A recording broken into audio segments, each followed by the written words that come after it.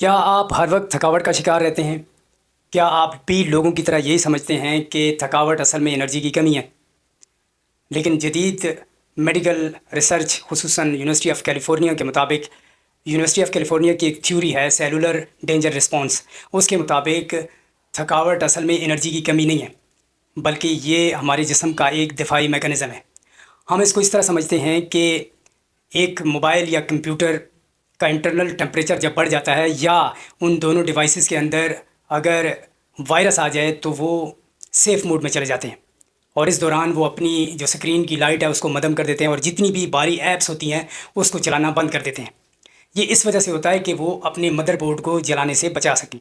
بالکل ایسی ہی ہمارے جسم کے اندر بھی جب زہریلے مادے یا کرونک انفلیمیشن یا جسم کے اندر کوئی اور خطرناک چیزیں ہو رہی ہوں، تو ہمارا جسم جو ہے وہ اعصاب اور عضلات کا کنیکشن آپس میں کاٹ دیتا ہے، تو ہم اپنے آپ کو تھکا ہوا بستر پر گرا دیتے ہیں۔ یہ ایسا کیوں ہوتا ہے؟ یہ اس لیے ہوتا ہے کہ ہم جتنی بھی جو باہر کے کام ہیں ان میں اپنی انرجی کو ضائع نہ کر سکیں، اور ہمارے جسم کے اندر جو ریپیئرنگ، جو پورے سسٹم کی ریپیئرنگ ہو رہی ہوتی ہے، اس پہ وہ انرجی جو ہے وہ صرف ہو سکے۔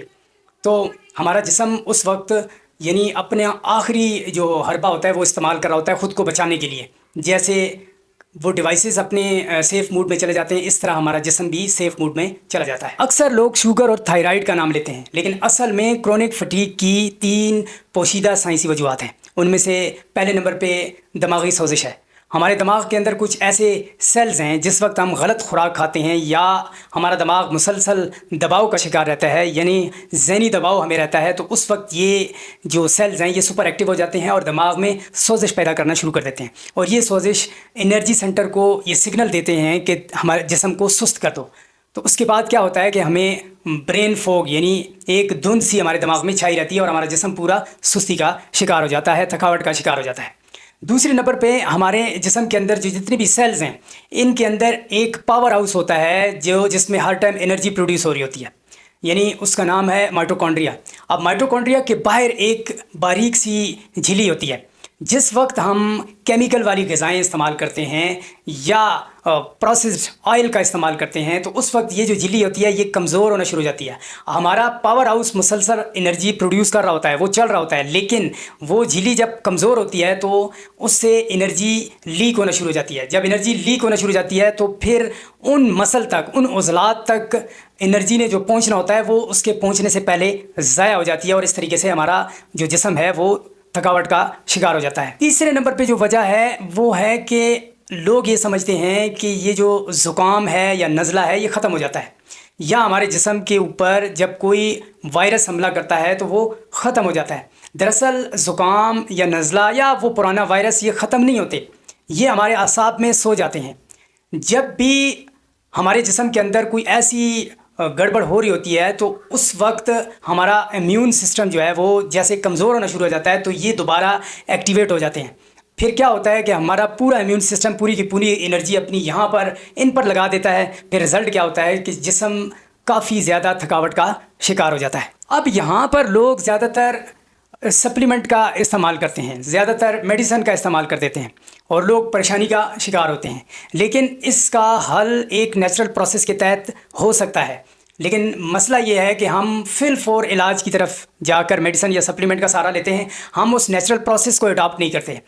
اب نیچرل پروسیس کے تھرو اگر ہم جائیں تو یہ بعد میں چل کر ہمارا امیون سسٹم بھی اس کا عادی ہو جاتا ہے اور ہمارا جسم بھی اس کا عادی ہو جاتا ہے، اور ہم اس سچویشن سے نکل آتے ہیں۔ اس میں سب سے پہلا حل تو یہ ہے کہ رات 8 بجے سے لے کر صبح 10 بجے تک، یا اس سے بھی ٹائم بڑھا دیں، آپ فاسٹنگ پہ آ جائیں اور روزے پہ آ جائیں، یعنی اس دوران آپ کچھ بھی نہ کھائیں۔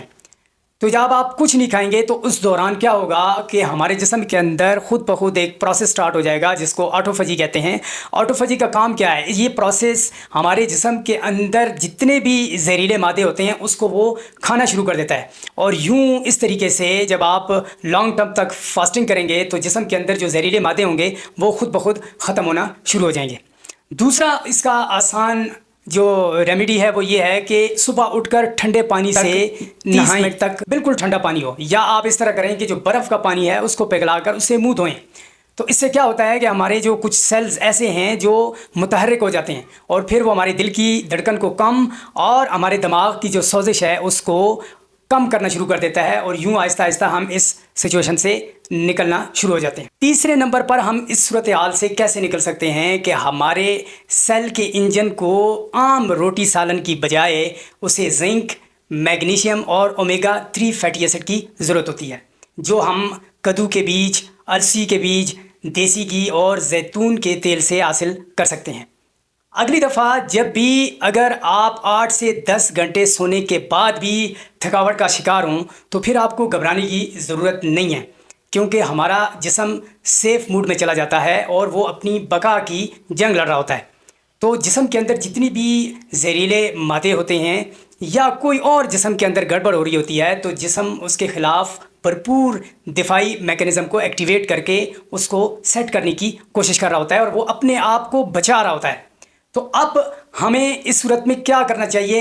جتنی چیزیں بتا دی گئی ہیں وہ تو آپ نے عمل کرنی ہے، اس کے ساتھ ساتھ آپ نے اپنے لائف سٹائل کو بدلنا ہے، اور لائف سٹائل میں آپ نے اپنی نیند بھرپور لینی ہے، غذا اچھی رکھنی ہے، اور ساتھ ساتھ واک اور ایکسرسائز کا سہارا لازمی لینا ہے۔